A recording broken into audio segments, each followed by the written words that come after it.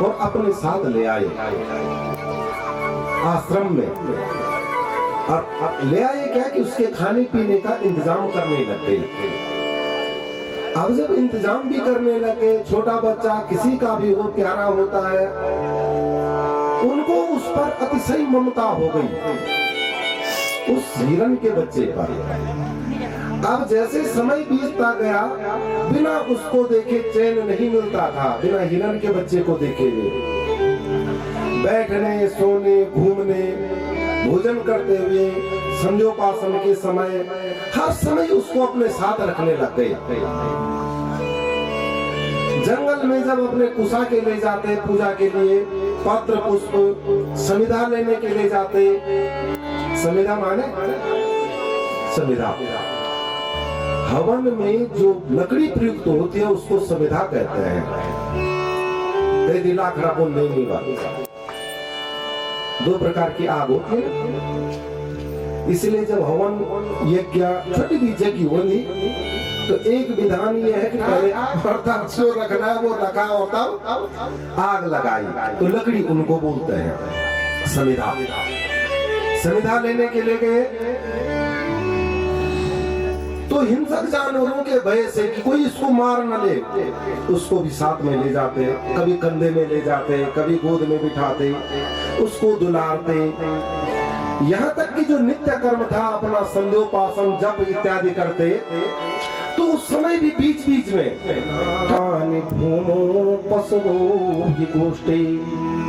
धन यही रह जाता है जमीन में, पशुधन जो है गोष्ठ में रह जाता है।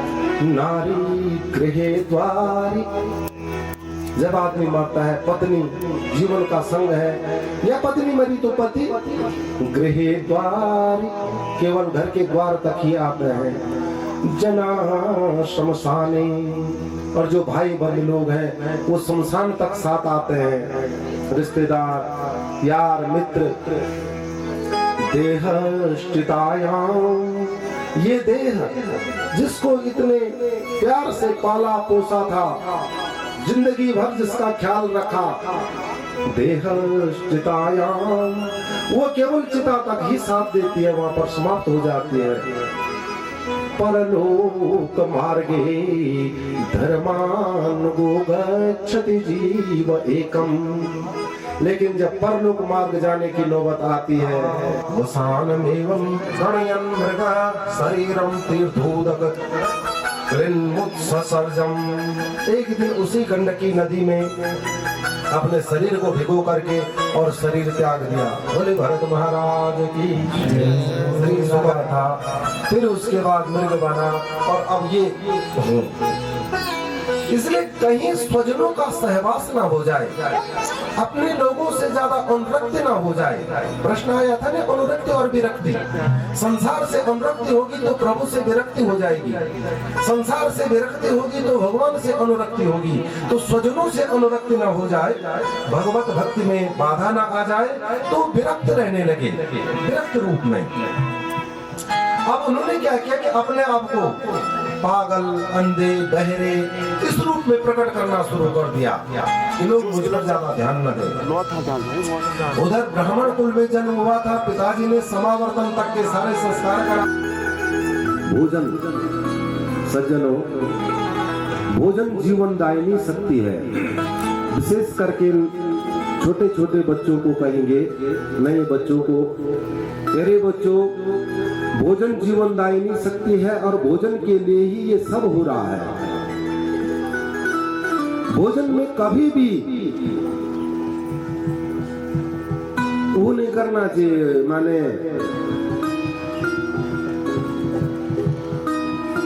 छीटा किसी नहीं करनी चाहिए भोजन में,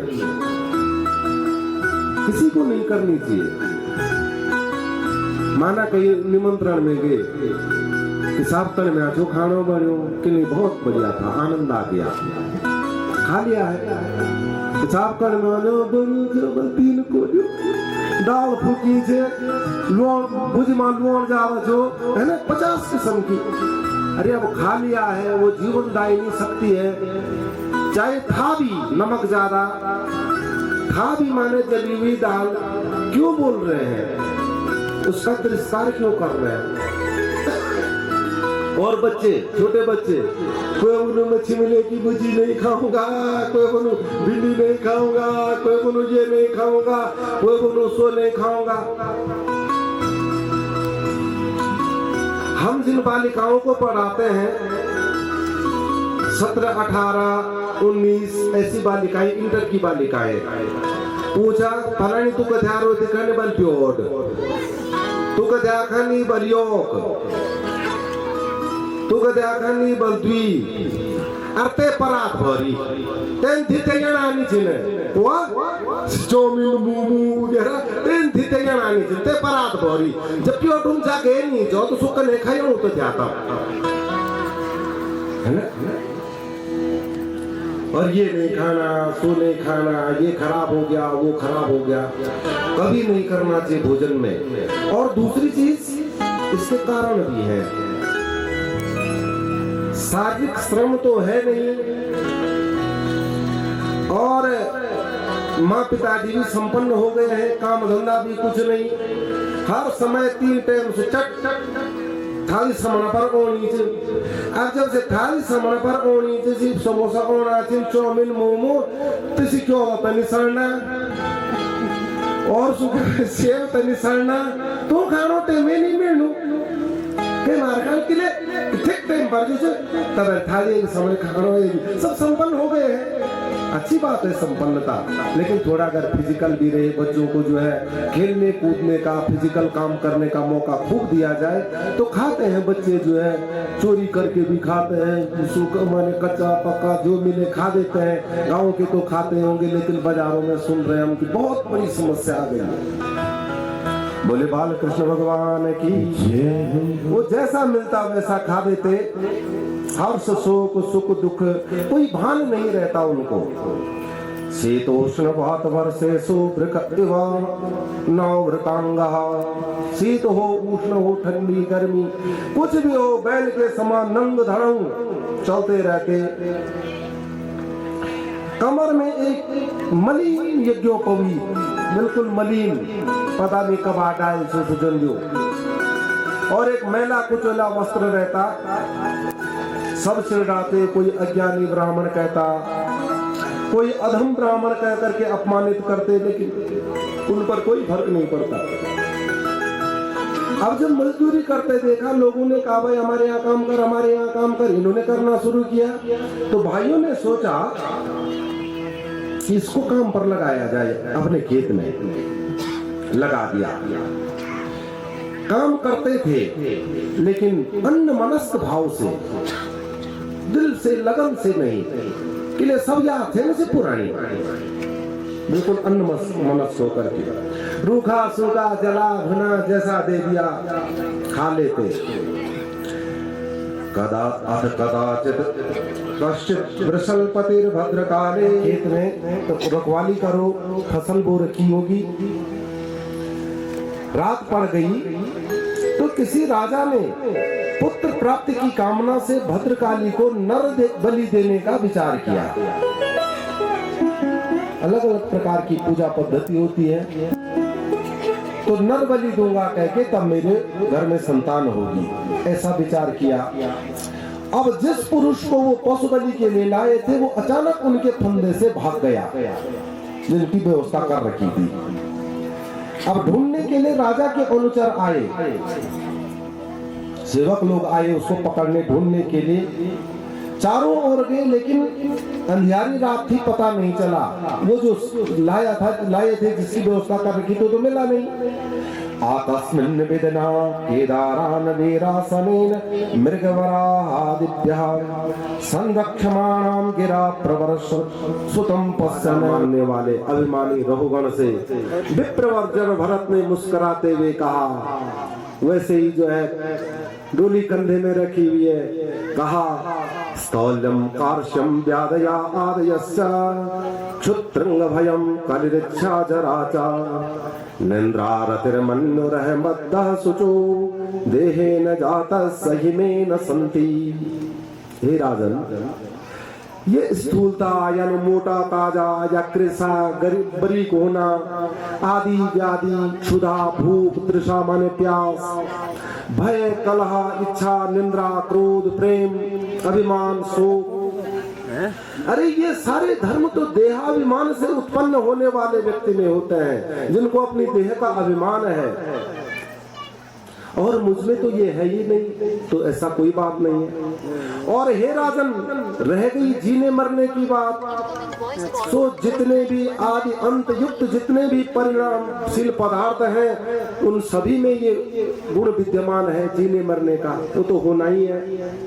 और हे राजन, रही आज्ञा पालन की बात, तो जब स्वामी सेवक का भाव निश्चित होता है तभी आज्ञा पालन होता है। कोई किसी को अपना स्वामी मान रहा है, कोई किसी को अपना गुरु मान रहा है, कोई किसी को अपना ईश्वर मान रहा है, तो वो उसकी आज्ञा पालन करेगा। लेकिन मैं तो तुम्हें कुछ मानता ही नहीं है। और परमार्थिक दृष्टि से हे राजन अगर देखा जाए, कौन किसका स्वामी है, कौन किसका सेवक है, कहां चक्कर में पड़े हुए राजन। श्री शुक उवाच द्विज वचन आश्रित्या बहुयोग ग्रंथ सम्मतम त्वर्यावरो शिरसा पादमूलम उपसृतः क्षमापयन विगत नृपदेव समय उवाच। ही राजा परीक्षित, जब ऐसा सुना तो राजा रघुगण की सारी ग्रंथियां, हृदय की ग्रंथियां खुल गई। तुरंत पालकी से नीचे उतरे राजा रघुगण, कि राजाओं का दिमाग ईश्वरीय कृपा भी होती है। जड़ भरत के चरणों में माथा रख करके क्षमा याचना करते हुए कहने लगे, चरणों में माथा रख दिया, ना हम विसंके सुरराज वज्रान त्रियक्षशूलान यमस्य दंडा नागनर्क शोमन नवित्त पासाक्षंगे वृषम ब्रह्म कुलावमानना। कहा, मैं तो इंद्र के वज्र से भी नहीं डरता हूँ, मैं महादेव के त्रिशूल से नहीं डरता हूँ, यमराज के दंड से, अग्नि, सूर्य, चंद्र, कुबेर के अस्त्रों से किसी से नहीं डरता हूँ, किंतु मेरे द्वारा किसी ब्राह्मण का अपमान या किसी ब्राह्मण कुल का अपमान न हो जाए, इससे मैं बहुत डरता हूँ। इसलिए आप बताइए कि इस असंग भाव में विचरने वाले आप कौन हैं? राजा रघुगण कहता है कि मैं तो आत्म तत्व के ज्ञाता, मुनीश्वरों के परम गुरु भगवान के अंशावतार योगेश्वर कपिल भगवान से यह पूछने के लिए जा रहा था उनके आश्रम में कि शरण लेने योग्य एकमात्र वस्तु संसार में कौन है। कपिल मुनि के आश्रम जा रहा था। बोले कपिल भगवान की, जिनका जन्म कल हुआ था परसों। बोले भागवत महापुराण की जय, इंद्र देवताओं की जय। अब तो कहाँ कपिल मुनि के आश्रम में जाना था, कहाँ मार्ग में ही साक्षात ज्ञान का दर्शन हो गया। राजा ने कई प्रश्न किए, विप्रवर भरत जी समाधान करते रहे। ज्ञान, भक्ति, कर्म, विकर्म, आत्मा, परमात्मा, यानी ज्ञान क्या है, भक्ति क्या है, थोड़ा चर्चा कल भी हुई थी। कर्म और विकर्म, एक तो कर्म होता है, कर्म माने काम करना, लेकिन सभी कर्मों को कर्म नहीं कहते, एक विकर्म भी होता है। किया तो है लेकिन उल्टा किया, गलत किया, वो विकर्म हो गया। आत्मा और परमात्मा, माया इत्यादि सारे विषयों पर राजा की ज्ञान पिपासा शांत की। बोले भरत महाराज की जय हो, भागवत महापुराण की जय हो, गंगा मैया की जय हो, यमुना मैया की जय हो। तो थोड़ा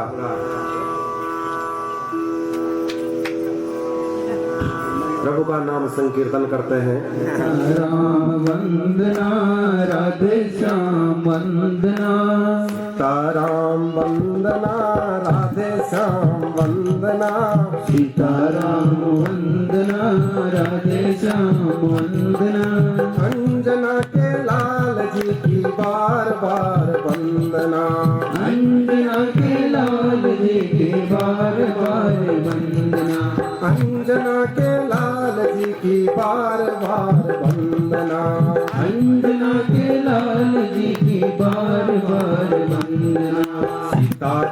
वंदना गौरा जी की वंदना सीता जी की वंदना गौरा जी की वंदना सीता जी की वंदना गौरा जी की वंदना सीता जी की वंदना गौरा जी की वंदना गणपति लाल जी की बार बार वंदना गणपति जी लाल जी की बार बार वंदना गणपति लाल जी की बार बार वंदना गणपति जी लाल जी की बार बार वंदना सीताराम वंदना राधे श्याम वंदना सीताराम वंदना राधे श्याम वंदना सीताराम वंदना राधे श्याम वंदना सीताराम वंदना राधे श्याम वंदना वंदना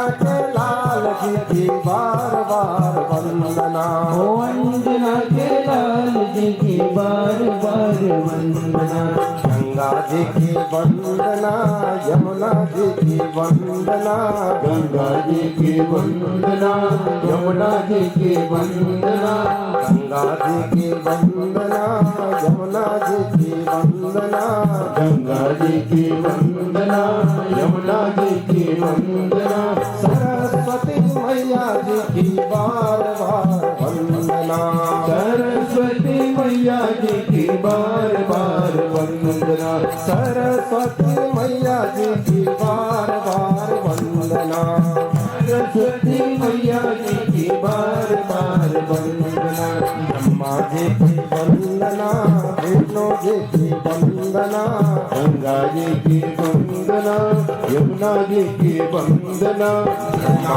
अविनाशी शंकर जी की बार बार सीताराम वंदना राधे श्याम वंदना सीताराम वंदना राधे श्याम वंदना सीताराम वंदना राधे श्याम वंदना सीताराम वंदना राधे वंदना अंजना के लाल जी की बार बार वंदना पवन सुत हनुमान की